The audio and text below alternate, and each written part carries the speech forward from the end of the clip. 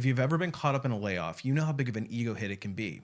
And it's easy to start second guessing yourself and wondering why you were selected out of all the people in your organization. So, in this video, I'm going to share how companies decide which employees end up on the layoff list.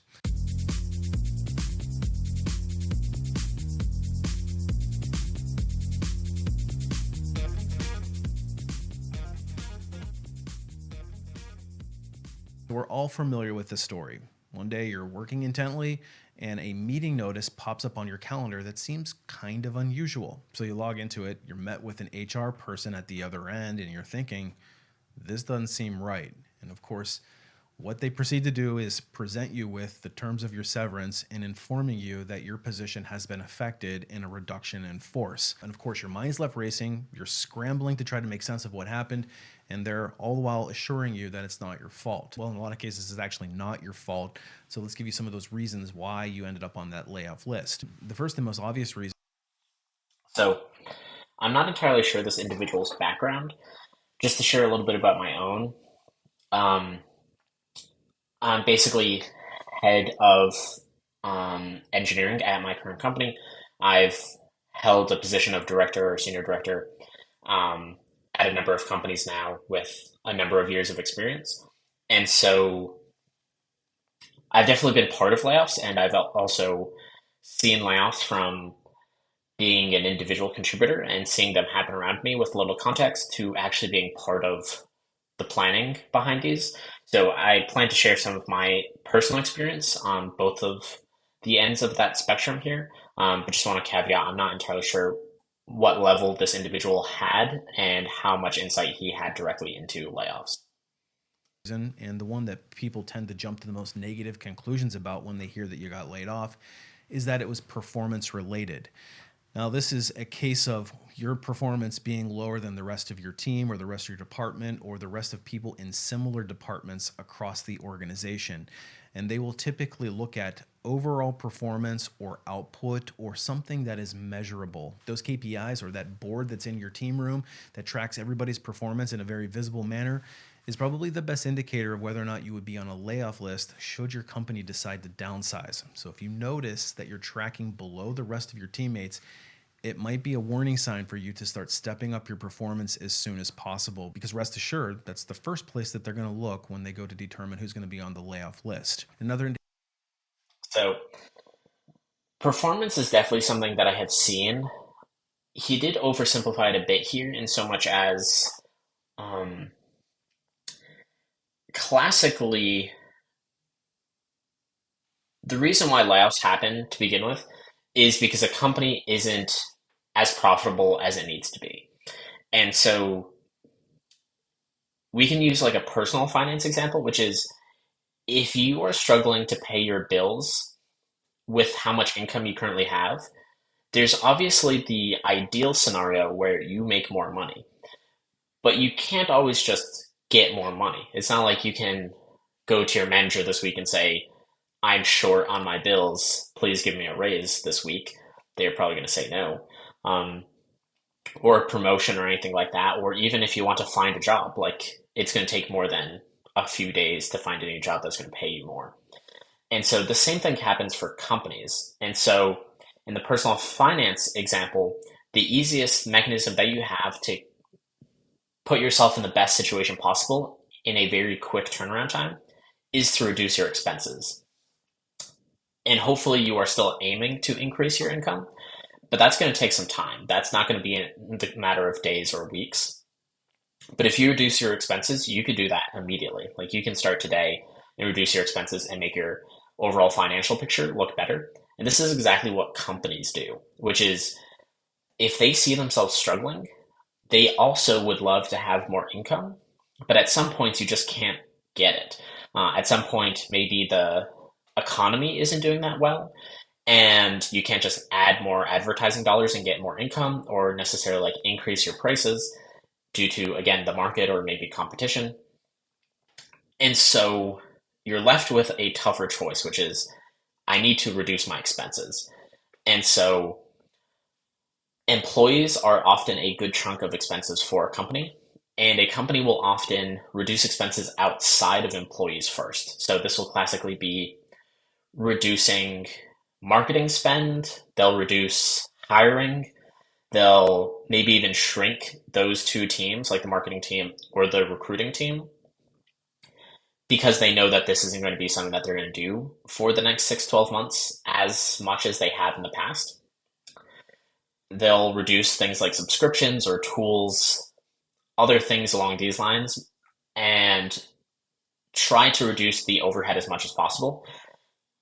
And then usually their last ditch effort is employees, because employees do generate revenue for them, just like advertising dollars do. But usually this isn't the first thing on an employer's list. Usually this is the last thing on the list, and then they'll figure out how many folks they need to reduce at that point. And effectively, they need to find a dollar difference. And so performance is certainly one of the ways that this could be impacted overall. And this is usually done in a way that I would consider coming from a good place. So if you are an employer and you're trying to reduce your expenses and you need to lay off individuals, if you empathize with your employees, if you're a hard worker, why would you be laid off first over somebody who isn't working as hard at their particular role or isn't as effective at their role as you are at yours? And so I think classically the most efficient way is usually looking at the business segments that aren't doing as well. But I think performance does play some part, because you don't want to have folks who aren't doing as well stick around when there's high performers there, or get rid of your high performers to retain the ones who aren't doing as well. Indicator here might also be your performance appraisal rating, because they will often pull performance appraisal data and then look at the lowest performers on the list. In addition to that, they may also do things like a 9-box, where they'll ask the managers to go in and rank the people in order. And who ends up falling in the bottom quadrants of that 9-box typically end up on a layoff list as well. Now, it's unfortunate, but let's be realistic here. The people that are on the lower level of the performance spectrum are probably going to get caught up first in the layoffs. But of course, being laid off doesn't mean that you're automatically a performance issue. And in fact, most of the reasons why people get laid off have nothing to do with performance at all. The second. So before we go beyond performance, so something he highlighted was kind of like that 9-box thing of like how much potential folks have, etc. I personally have not seen it been done that way. I think he did bring up a great point on your previous ratings. This is definitely one of the best indicators, which is if you have been perceived as an underperformer leading into the layoff decision. And again, something he hasn't highlighted yet is that usually these decisions are months in the making. And so classically, what I've seen is usually probably about 6 months is a good estimate. So probably from the time you see a layoff happen, 6 months before, your company was probably thinking about how do they reduce costs, and layoffs were probably at least being floated around at that point. And again, so this will take a number of months for them to reduce costs in other areas, try to get to the most optimal number, maybe get another quarterly metric of earnings, so that way they can get to a very concrete number for how many folks need to be laid off. And so if you've had a previous review in the last 6 to 12 months, if you're an underperformer at this point in time while they're considering the layoff, you're very much probably going to be in trouble at that point. I haven't seen as much of this. I think on that chart he highlighted like potential things like that over the next 12 to 18 months, I think I saw on that chart. That certainly is not really considered, because while every employer that I've ever been at has always highlighted that the layoff that they're doing is going to be the last layoff that they do, they don't really mean that. They're almost being hopeful when they say those things of they're doing a layoff that they think will get them through the time frame that they're in. But that doesn't necessarily mean that's the only layoff they have to do. And sometimes companies will come back around in 3 to 6 months and then do another round of layoffs, or even a year later, when they have more and more data to see, is this trend that they're seeing kind of like macroeconomics and something that is there to stay, or is it for a short period of time, like COVID, for instance? And so definitely your past performance is a big indicator. But for most companies, they're looking on how can they get through the next 6, maybe 12 months. So how good you're going to be in 18 months or something like that is, I have never heard come up in one of these conversations, because if you're going to last as a company by 18 months and you're that confident about it, you wouldn't be laying people off at that point in time. There'd be no need for it if you had that much runway. Um, so again, I think that's a big part, is your previous rating, but also your next rating would be a big indicator here. And that's something that you don't see, and that is determined by your overall performance compared to your team for your level or your organization. And so if you're concerned about a layoff coming up, a great question that you could ask your manager is, what am I on track for? Um, am I meeting expectations? Am I exceeding expectations? Am I not quite there yet? And if you want to be on the safe side, what I encourage folks to do if you're concerned about a layoff is to strive for exceeding expectations. Because if you are trying to exceed expectations and you fall short for whatever reason, maybe the stars didn't align, maybe a project fell through, or maybe the contract got canceled or whatever it was, then you fall back into a meeting expectations segment. And companies very rarely lay off folks who are actually meeting expectations, unless they're really, really struggling at that point. But if you're aiming for meeting expectations and you're concerned a layoff could be happening, if you fall short of meeting expectations, then you're definitely going to be on the chopping block. So that'd be some advice I give if you're worried about your overall performance, is aim a little bit higher to give yourself some wiggle room. So that way you're not on that list when the time comes. Major reason why people end up getting laid off is that they fall under seniority. Oftentimes, companies will lay off the newer tenured employees on the team. So it's kind of this last in, first out mentality, where oftentimes companies will look at people who have joined the company recently, and they'll often be targeted as the first to go. And this is one of the reasons why there's considerable risk to leaving a safe haven of a place that you might have been for a few years to go and take a new job, because you may be the low person on the totem pole. So if you're leaving your safety nest to take on a new role with a new company, just make sure that you're outperforming the people that are in the department that you're joining, because seniority alone is not going to be enough to keep you off the layoff list if your performance is lower than everybody else. Yeah, that is true. Also, this last in, first out scenario. So again, when there's any aspect of you as an individual that is potentially being taken into consideration, it is often done from the lens of trying to be fair or equitable to the teams, from what I've seen. And so if you're an underperformer, it's hard already to lay off any member of the team. That's not something that managers are looking forward to for the most part. And having to lay off somebody who's been doing a great job is terrible. And it's something that they don't want to do. Laying off somebody who hasn't been doing a good job, or maybe is just on the edge of not doing a good job, it helps kind of reduce some of the guilt, I guess, that can come with it. And same thing for this last in, first out sentiment, which is, if you have somebody who's been with the company for 10 years versus somebody who got here like 3 months ago, there's a noticeable difference in what that means for you being the individual doing it, and also what it means for the company. Because effectively that highlights that there is not a sense of loyalty to employees who work there. And that's a bad signal to send to folks, especially during a layoff, which presumably the company is entering into hard times or already is in hard times. And so if you send a signal that is, even if you've been here, you're not safe, no matter how much work you've done in the past or how good of that work was, the only thing that matters is like your performance in the last 3 months or 6 months. That definitely basically tells everybody you should just go look for new employment, because you will never do enough work for me that I will ever give you a break. And so that's not a great way to do it either. And also, these folks generally have a lot of domain knowledge. They also have social capital. So basically, like, somebody who has been here at the company for 5, 10 years is probably somebody a lot of other folks know at the company, likely look to. Maybe they act as a mentor for a number of folks. And so it's going to have a much larger impact on the company and its culture than if you fire somebody who has just recently joined, whether that's 1 month, 2 months, 3 months, even a year. And so I haven't really seen anybody laid off if they just for seniority or tenure purposes, if you've been at the company at least a year. But if you're there at a company less than a year, that certainly can happen.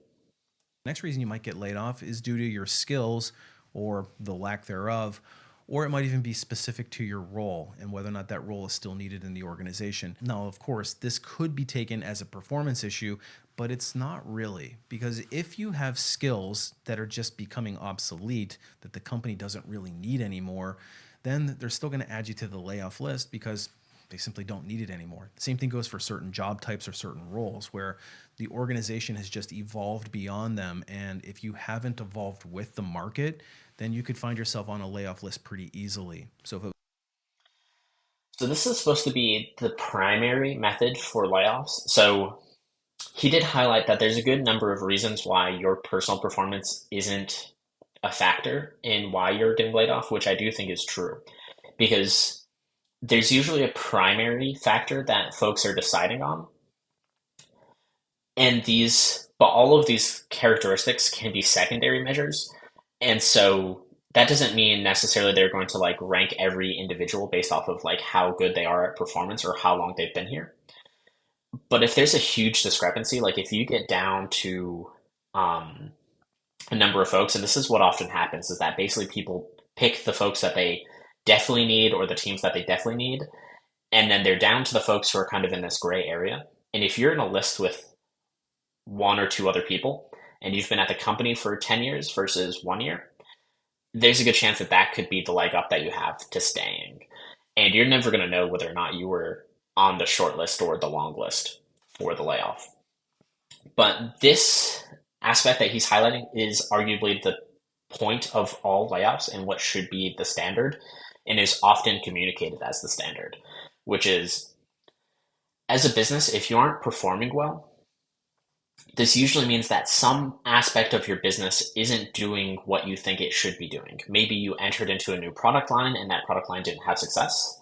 Maybe this is an old product line that maybe hasn't caught up to the market and has been kind of falling farther and farther behind. And so, from a business perspective, you should be making decisions to cut the parts of the business that aren't working well. And so, this could be product related, especially for the tech sector, is how they're supposed to happen. And so, again, this is not necessarily skill based. It also could end up in a scenario where you are a higher performer on your team than another individual is on their team, but maybe that individual is on a product that earns more money and is more profitable than the team that you're on. And again, this is kind of where I highlighted like primary factors and secondary factors of if you are a higher performer just a little bit than somebody who's on the team, they're going to have to ask themselves, is it worthwhile for me to cut somebody who has the domain knowledge, has been working on the team, already meshes well with the other members of the team and kind of can continue getting work done? Or do I risk potentially even retaining somebody who's slightly better, but has no knowledge of this project that they're on? They're going to cause some churn in the team that they're definitely keeping. That will reduce morale for that group. Seeing somebody they know leave, losing somebody who had some portion of ownership, and then introducing a new member that can cause some chaos and churn within that group. And so these aspects certainly do exist, and they don't necessarily exist in isolation of each other. And so there definitely is a number of aspects that aren't related to your personal performance that could be impacting why you were chosen to be laid off. was me, I would be taking a very close look at what the industry in general is doing, where the market is moving, making sure that I have the latest iterations of all the software skills or the technical skills that are in demand on the broader market, and then probably pay close attention to where your company is evolving. And if there's any edicts coming down the line, I probably want to pay close attention to them and say, okay, they're bringing in this new software. I should reskill myself and become the expert in that because it's going to keep the target off your back if you've maintained current skills. So I disagree with that point a little bit. I think, as I was just explaining, just because it's a new product doesn't mean it's the new thing. So I think we've been seeing this in a number of areas. So I think the example that comes to mind immediately is like AI. It's been all the craze for the last few years. And if you hyper skilled into AI because that's just the newest aspect of your company, there's a good chance that you might have been part of the layoffs in the last couple of years. Because while some companies are getting success with AI, not every company is going to. Because you still have to find an appropriate application of that AI and make it worthwhile to the company. And also, if you get too specialized, maybe that's the only job that you can do. And so I do disagree with that a little bit, in so much as that almost assumes that whatever product you were working on before is less important than the new product that's coming out. And I've never seen layoffs go to too detailed of a skill. So, like, if you're within a team that's all performing the same job, relatively speaking, nobody is going to say, aha, so and so is 10% better at JavaScript than their peer. Therefore, that's the person that I'm going to keep. That basically never happens. Again, it's usually with large discrepancies. So, like, again, using the tenure example of somebody who's been around for a year versus 10 years, if you are completely lacking a skill, that can hurt you, especially if you see it as something that your company is pushing towards. And so I wouldn't necessarily follow a niche. So if they have like a small team, like they have one team in the entire company for AI, I wouldn't necessarily say hyper specialized AI. If you see something like the JavaScript example, if you see that more and more teams are starting to adopt like TypeScript, while it's a shift, it's a minor shift in your work. If you're seeing it become more and more prevalent at the company and you're kind of resisting that, that could cause problems for you. But you don't necessarily need to chase every single small skill or tool that exists out in the world. Again, it's usually for large discrepancies. Like, does this person not know JavaScript or TypeScript at all? And therefore, that's a valid reason to lay them off. Usually, they're not going to go down to that nitty gritty detail. The same thing goes for job type or role. There are certain roles and organizations that are just no longer needed as the market continues to evolve. And I think we'll see this continue to accelerate with the rise of AI's popularity in the workplace. And it's certainly a case of adapt or be left behind. So be paying close attention to what's going on in the market. Now, next up might be due to departmental need. And this one's a very common one, especially in layoffs that happened in tech over the last several years. Departmental need might mean that the department is changing their focus and they've de-emphasized a certain product or a certain group and they just simply no longer need it. Didn't have anything to do with performance, but rather the strategic direction of the organization. And unfortunately, people get caught up in these layoffs, even though they may be top performers or may have just even gotten promoted into that division. And unfortunately, I know more than one person who has joined a company or was just promoted into a new role inside of a division, only to find out that the leadership team changes and then shifts their strategic direction and then de-emphasizes the project that that person was on. And then they end up on the unemployment line. Again, this is through no fault of their own. Now, of course, Yeah, so this department need is kind of more of what I was referencing previously. Purely skill based, I've actually never seen this. And I've been through probably at least a dozen layoffs between my time as a individual contributor and entering management or being a manager at managers, etc. And so that is certainly something that will come up in a performance cycle, and you will see that. And so I would probably categorize that more with the are you of good standing today? Because if you're completely lagging behind on your skills, then you're probably close to getting laid off just for your own performance, not in like a company layoff. So, um, again, skill based, I've never seen in that large of a scenario. That probably more has to do with how well are you fulfilling your role. This department need that he is describing, I think, is definitely a standard scenario and is generally the one that is recommended. And I think oftentimes through most of the layoffs that I've been in, this has been the one that they have used as their rationale for all of it, is because that's what makes the most sense from a business perspective, though all these other aspects do seem to play a role as you get into the fine grained portion of it. there's no real way to predict this circumstance, but there are ways to de-risk it happening to you. For example, I may not join an organization that has an experimental new project or a skunk works of some sort, and I'm joining it to try to get it off the ground, especially in a time when there's economic uncertainty, because oftentimes those projects are the first ones to be eliminated. Or if the project that I'm working on, or the team that I'm working on, or the division that I'm working in is not part of a core business or it's not making a lot of money, because those are all indicators that it might be targeted for a downsizing. And So that's actually a great point he brings up. So for me personally, when I'm looking for a job, I usually ask questions to understand what portion of the business my team or my role would impact. And I personally prefer to have my team or my role be impacting the largest revenue generating portion of the business possible. And I've generally held to that for all of my roles, primarily because one, as he highlighted, if you're on like this random project that is like 1% of the company, the reason why it's 1% is because your employer doesn't have faith in that product yet, and it's experiment to them. And so there's a chance that if that experiment fails, you just get cut. And that's certainly problematic.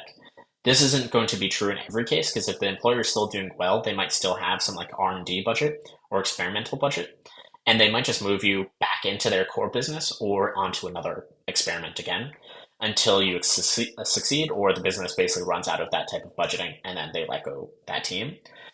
But another big aspect is your performance isn't measured in pure isolation. And so one of the best ways to stand out is to work on a high revenue project and do a good job there. Because let's say if you have a product that makes $10 million dollars a year for your company, or you could be on another team that makes $1 million dollars a year for that company, something that is noteworthy for that company might be increasing their revenue by another $1 million dollars, for instance. And so in this scenario, if you're part of the $10 million dollars business segment, you just need to improve that business by 10%, and that would be a $1 million revenue change.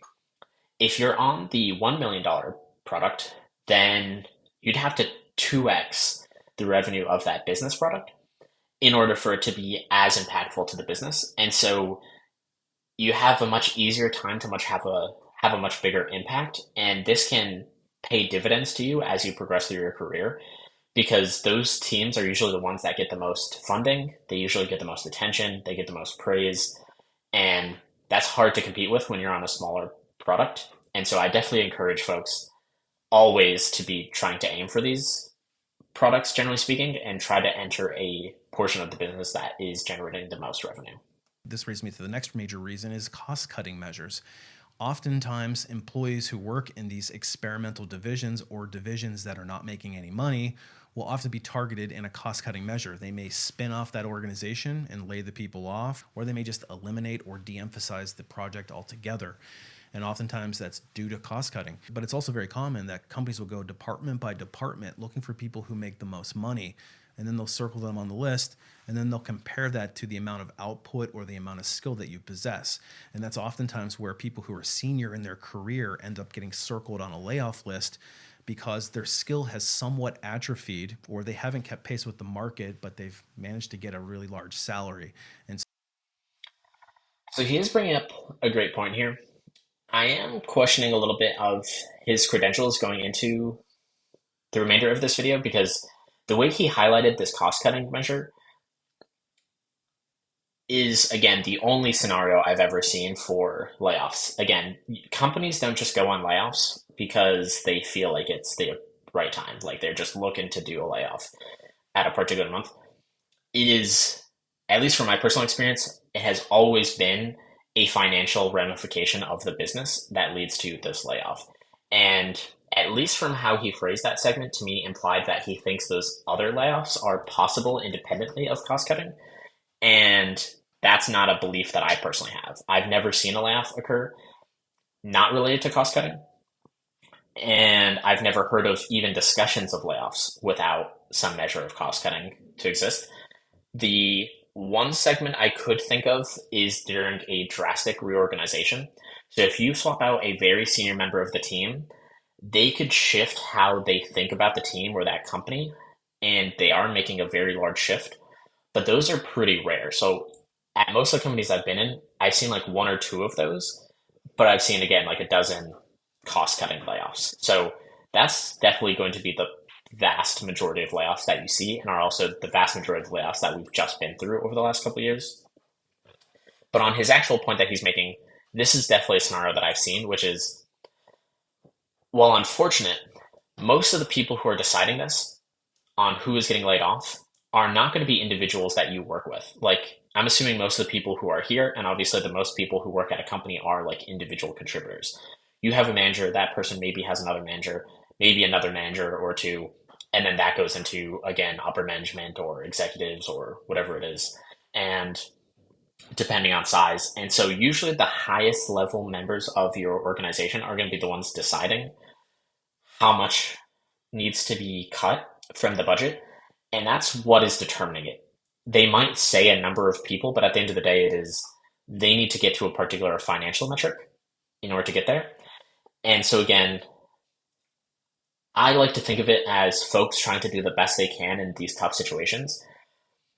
And this is definitely a scenario that's actually counterproductive towards performance. And so if you're a high performer and you've been at the company for a while, you might have a very high salary because maybe you've gotten a number of raises, a number of promotions. But on a piece of paper, if you're outside of the band compared to a lot of your peers, that could put you into a tough spot because if somebody could lay you off or lay off two or three other people at the company, that brings up a lot of questions. While I've worked with some great engineers, very, very few of them have ever been so good that they are worth two other individuals on the team. That is such a rare scenario. That's like 1 in 100 or 1,000, maybe. And usually that's compared to folks who are just doing average, not necessarily, or even worse, not necessarily above expectations, for instance. And so these are the individuals who are likely to be around for a while and keep getting these promotions. And again, it's easier to lay off 5 people than it is to lay off 10 people. And so sometimes you are just seen as your salary. And so this is where all these things, again, are not taken in isolation. Because if you're paid highly, but you're very critical to the team, then they will keep you. I think that's an aspect I haven't heard him highlight as much either, is usually criticality, or sometimes bus factor, as we say in the tech space. If you're the only person who knows a particular system, and this is actually somewhat counter to what he said earlier of learning more and more systems, is if you're the only one who knows it, they can't possibly let you go, even if you've only been at the company for a month, or even if you're an underperformer. And so this is another thing to think about is what skills do you have at your company, or what are the things you know or do that nobody else at the company does? And that's one of the other great ways to make sure that you don't get laid off, is that when it comes down to you and somebody else, you should be making it as hard as possible for your employer to choose you out of that pairing or out of that grouping. So it becomes a relatively easy decision to circle their name on the list because they can just replace it with somebody cheaper. And because overall payroll is one of the biggest expenses in a company, you can expect that it'll be scrutinized very closely during economic uncertainty, and especially with disruptive technologies like AI becoming more prevalent, and they can potentially eliminate more positions that way. Next up, we have Yeah, that statement also I have heard a number of times. I have not realistically seen people actually be laid off due to efficiency gains through AI. I think this is a popular trope that companies are saying in the last couple of years because it makes them look better. If you're in a company and you hired a bunch of engineers to work on AI, and then like 6 months later, a year later said, oh, we've actually had all these wins on efficiency. That's why we're cutting all these people, is because we actually can do the same amount of work we could before. Then that makes you sound better to the public and to like your investors. But that's basically impossible. I've worked at companies. I work at an AI company.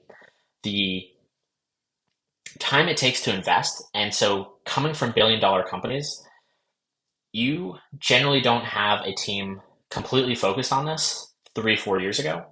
You maybe start dabbling in this on very niche aspects of your business.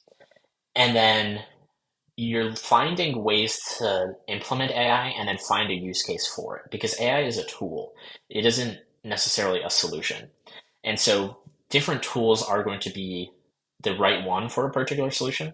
but you still need a solution at the end of the day. And I feel like a lot of companies in the last couple of years just started going crazy about AI and just started hiring a bunch of folks, started doing a bunch of products, and they have this AI model at their company now, and they're asking themselves, what do I do with this? And that's the wrong way to go about it. You should have a problem and then say AI is the appropriate solution for that problem to make it worthwhile.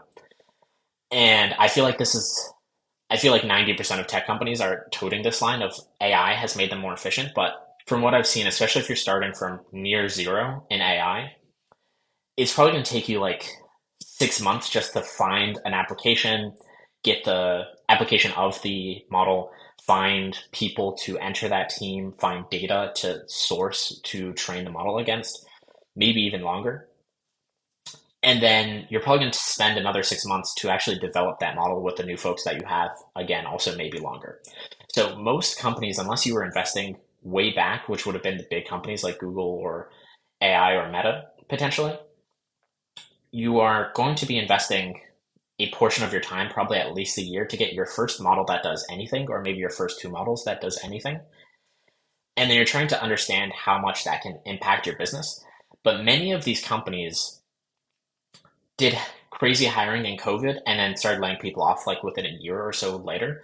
And this isn't really enough time to realistically have targeted a very particular purpose, developed an AI model, hired all the people to make that model, actually implement that model that is useful for your business. So again, like if you're trying to optimize marketers on your team, you have to find out what flow the marketing team has, and then either you take specific items off of their to-do list to replace with an AI model, or you're using AI to offset their work and augment their work to make them more efficient at it. And this again would likely take 3 to 6 months to work with that team, understand what their workflow is like, try to replace it. And then at that point, maybe you're starting to see improvements. So realistically, it would probably take a company like 2 years from scratch to go from starting to develop models, use it, actually implement it in a use case, and then you having some level of confidence that you could actually start to remove folks. And I think that's an unrealistic case that too many companies are using just to make themselves sound like they have hit kind of like mission accomplished on this AI effort, when in most cases they're kind of just leveraging it as an alternative narrative to them struggling financially and potentially over investing in these areas. Voluntary severance programs, and oftentimes companies will offer voluntary severance to people who want to take advantage of an early retirement or potentially a relatively lucrative package that might be better for them to take than being forcibly laid off themselves. So they'll dangle a pretty sweet deal in front of people, hoping that a certain percentage of the workforce will take it. And if they don't take it, then whatever remaining workforce still needs to be eliminated. Then they'll start using the other criteria on the list. And actually, the first company that I ever worked for, I actually took a voluntary severance because it was a lot of money for me at the time, and I didn't feel like I was very utilized in my role. And so I was young enough and didn't have any responsibilities that it made sense for me to do it, and that would be considered a reason for a layoff as well. So I guess secondly, that counts as a layoff. As he mentioned, this is something that is done preemptively. So again, usually the flow will be the company sees trouble ahead. They'll start to try to course correct, either play around with how much they're spending on advertising, recruiting. Then they'll reduce their costs internally as much as they can, not for employees. And then they'll go to employees. And so usually at this point, they'll have a concrete number that they need to get to. And so what some companies do is that they allow for voluntary layoffs. So basically saying, you know what, instead of us choosing who's going to go, we can just offer this up because if anybody who's going to take this is likely to leave anyway. And so we may as well not try to lay off the folks who are intending to stay at our company. And we can give them some incentive to do this because it is worth some amount of money to the company to not go looking for these folks. And they probably were going to keep you around anyway for a few months as they worked through the final list. And so this just makes their life a little bit easier, reduces the cost a little bit more. And I wouldn't really count this as a layoff, but this is definitely a stage of layoffs, though I haven't seen every company offer this. I do respect it as an option because I do think it's nice to give folks the opportunity, but sometimes folks won't do this because they're scared that this gives too much of a signal that layoffs are coming, and sometimes they want to try to hold people kind of in this state of ignorance for as long as possible to see how well the business can do without this being a factor. And while he highlighted he was able to take this, from my personal experience, not everyone is actually allowed. And so this is kind of going back to that earlier scenario of what actually happens in layoffs is you need to make a cut, you have a particular number. There are some folks that are like guaranteed staying.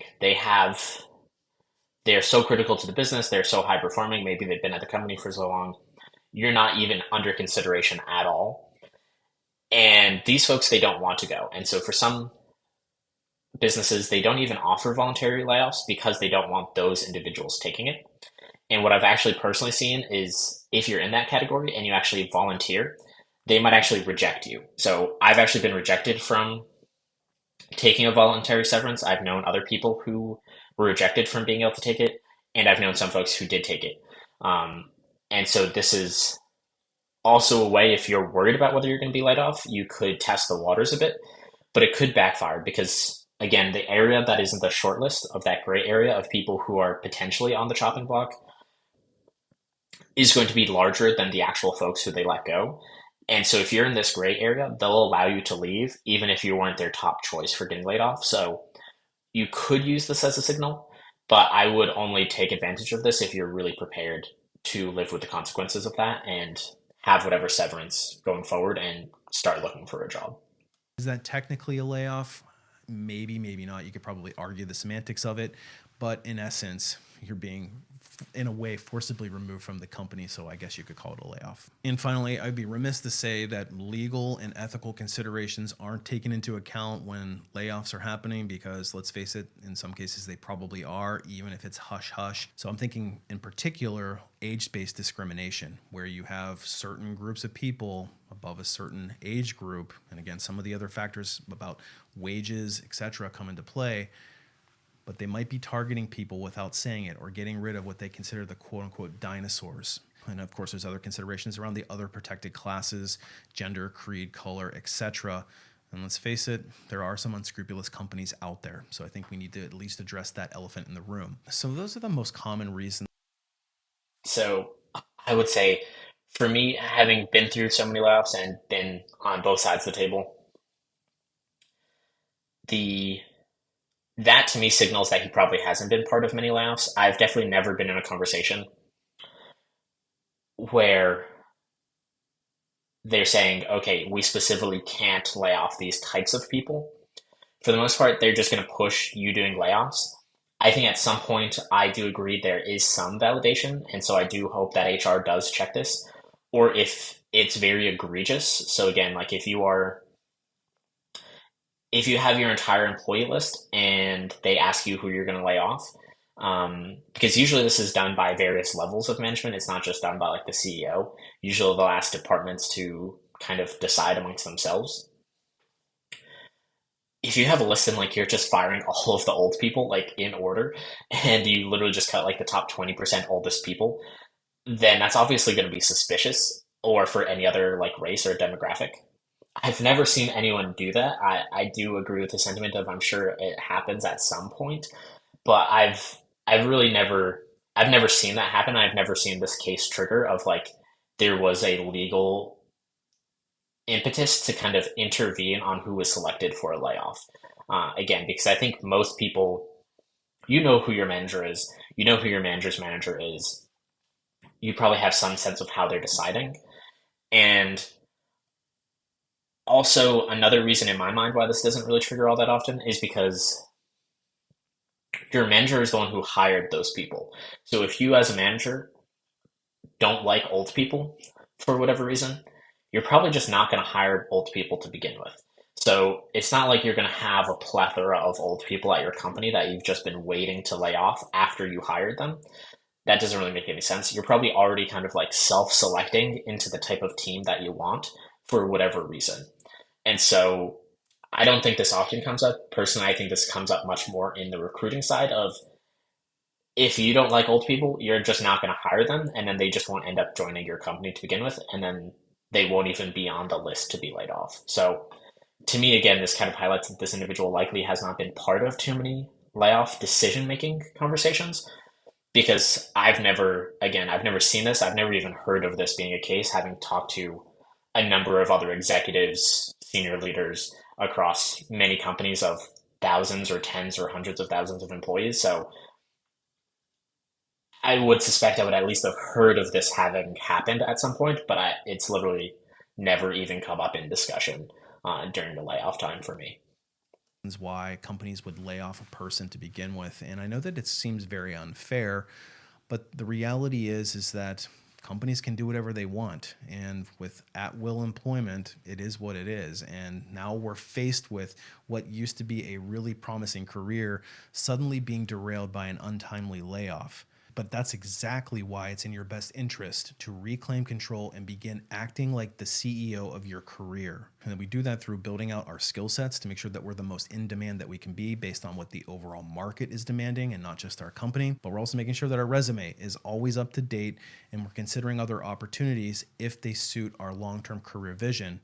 And of course, you don't want to neglect your networking. And I'm probably going to be networking with the competitors at the same time just so I'm well connected in the industry in case I need it, because those targeted networks are the key to landing better job opportunities. And I know that for some reason people are really weird about this, but multiple streams of income are so very important to being able to reclaim control in your career, because when you no longer are completely dependent on an employer to pay all of your bills, then you completely free yourself up to truly be in control.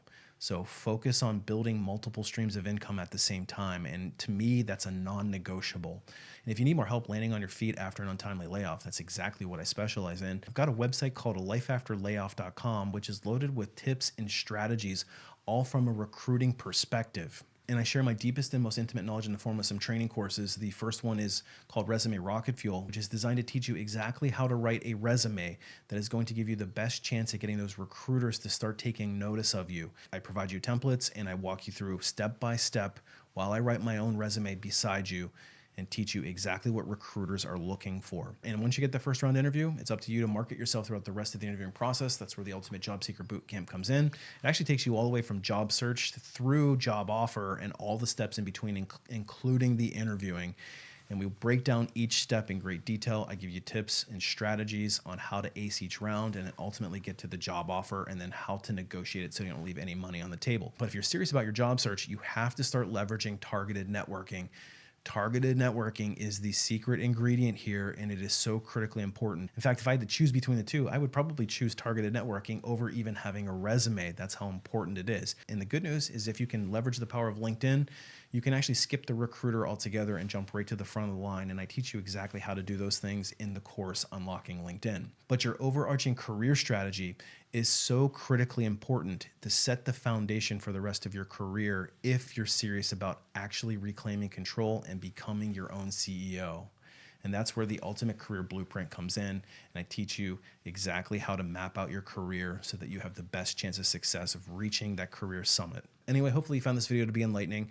And I assure you, if you got laid off, it does not mean that you're damaged goods, and it does not automatically mean that you're a performance issue. So keep that in mind. Keep your chin up. Appreciate you watching. We'll see you on the next one. Thank you for watching. If you enjoyed what you saw, please hit like or subscribe. I will see you around.